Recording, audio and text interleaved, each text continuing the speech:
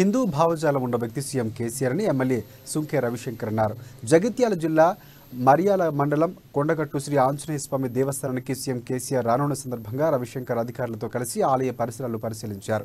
ఇక గతంలో ఎంతో మంది ఎమ్మెల్యేలు ముఖ్యమంత్రులు కొండగట్టు అంచనను దర్శించుకుని వెళ్లారు, కానీ దేవస్థానం అభివృద్ధికి ఒక్క రూపాయి కూడా కేటాయించలేదని ఎమ్మెల్యే ఆరోపించారు. సీఎం యాదాద్రి అభివృద్ధికి 2000 కోట్ల రూపాయలు కేటాయించారని, అదే తరహాలో కొండగట్టు అభివృద్ధికి 100 కోట్ల రూపాయలు కేటాయించారని తెలిపారు. అంతేకాకుండా ఆలయ అభివృద్ధికి ఎన్ని డబ్బులు అవసరమైనా మంజూరు చేస్తామన్నారు. ఆలయ అభివృద్ధికి ఇప్పటికే 418 ఎకరాల భూమిని కేటాయించింది యాదాద్రి. మాస్టర్ ప్లాన్ రూపొందించిన ఆనంద సాయితో ఆలయ అభివృద్ధి చేయనున్నట్లు రవిశంకర్ వివరించారు.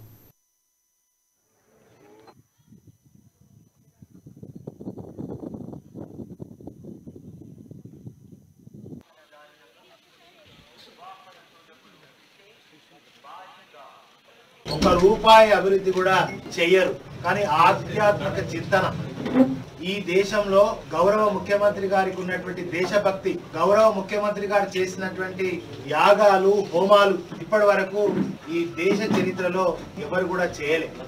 నిజమైనటువంటి హిందూ భావజలం కలిగినటువంటి వ్యక్తి ఈ దేశంలో ఎవరైనా ఉన్నారు అంటే కేసీఆర్ గారు మాత్రమే. ఎందుకంటే కేసీఆర్ గారు ముఖ్యమంత్రి అయిన తర్వాత భారతదేశ చరిత్రలో ఒక గొప్ప ఆలయాన్ని, అద్భుత ఆలయాన్ని, యాదాద్రి నరసింహస్వామి లక్ష్మీ నరసింహస్వామి ఆలయాన్ని సుమారుగా 2000 కోట్ల రూపాయలతో ఆలయాన్ని